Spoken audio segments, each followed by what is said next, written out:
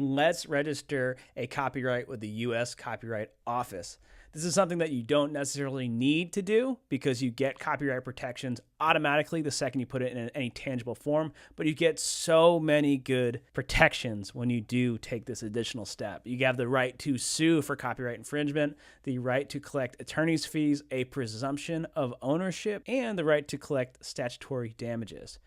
A lot of good things for a pretty low filing fee of $65. So I definitely recommend that you do this, and I'm going to show you how. Today we're going to be registering a single. If you are a singer, songwriter, artist, and you own 100% of both your master and your publishing, stick around because this is how you register it all together in one registration. First, we're going to go to copyright.gov. Then we're going to scroll down where you see register your works. Click learn more. And now we're going to go to log in to the Electronic Copyright Office. This is ECO. This is where you actually register and file your copyright applications. We go over to ECO. Now we're going to log in. But if you've never been here before, you're simply going to create a new account and then log in.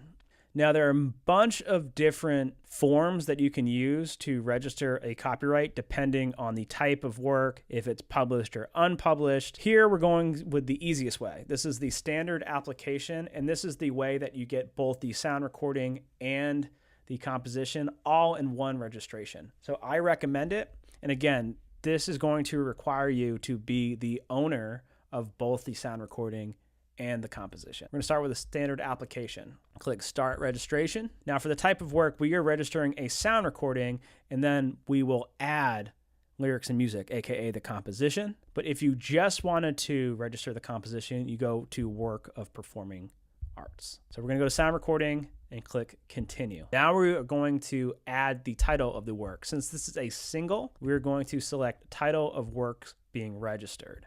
And it's going to be Sample Song A. But if for whatever reason we were registering an album, it'd be very similar, but this is what we'd do.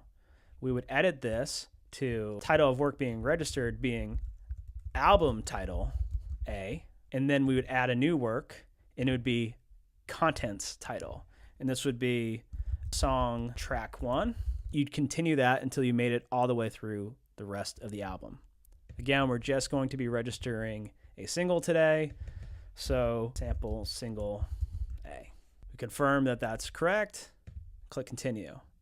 Now, has this work been published? If this is something that you have already put up online, you've already submitted it to Spotify, you've already made a YouTube or TikTok on it, then yes, it's been published. When was this completed? We're going to say 2025. The date of first publication is today. Nation of first publication, United States.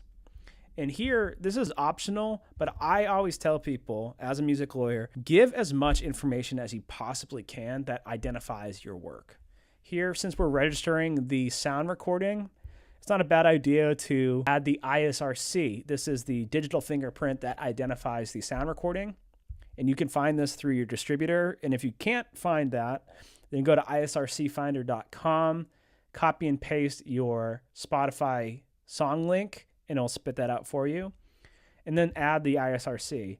If you're registering a composition, you might want to do the ISWC. And here you'd find that in BMI or ASCAP in the Song View repertoire search. But I'll just add the ISRC. Again, we want to make this stupid easy for people to connect your actual work to the registration. And this actually helps you get paid royalties as well. Now for authors, it's just going to be me. I own 100% of this work. I own both the sound recording and the composition. So I am myself, Ryan Schmidt, citizenship, United States. This is really important.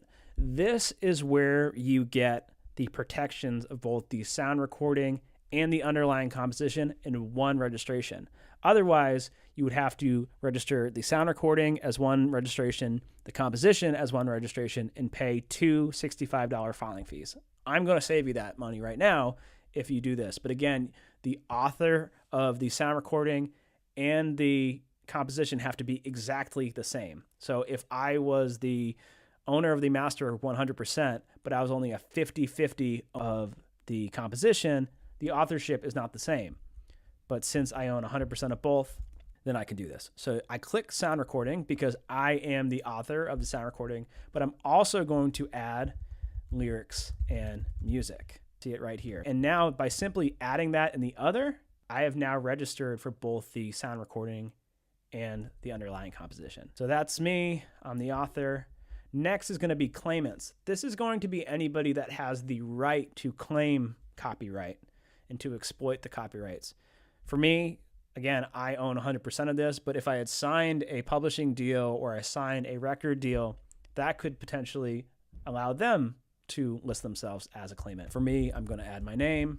And here's something important to know. Whatever I add here is going to be public information. This is going to exist forever on the U.S. Copyright Office in my registration. So if you are uncomfortable having your personal address, consider using a P.O. box or some virtual address that forwards to you. If you weren't the original author, but you got the rights from somebody else, you would add this.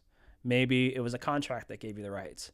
Maybe you are the heir of the songwriter and they passed away and they gave it to you in their will or some other source. We're not worrying about that today, so we just leave that blank. So I'm Ryan Schmidt, I'm the claimant. But again, remember, this is going to be public, so make sure you're comfortable with that. Limitation of claim.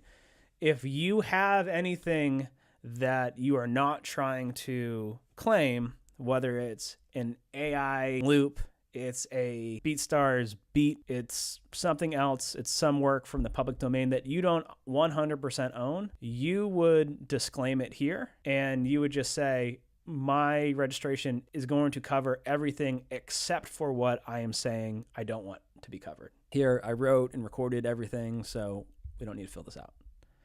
Rights and permission. This is really important. Think about it this way. If somebody ever wanted to license your music, say it's in film and television, or to buy your catalog or do something like that, they are going to find publicly available information, usually in the BMI ASCAP repertoire, and then sometimes here on the Copyright Office's registration of who to contact if they ever want to license this work. For that reason, I recommend that at minimum, you put your name and a good email address for you.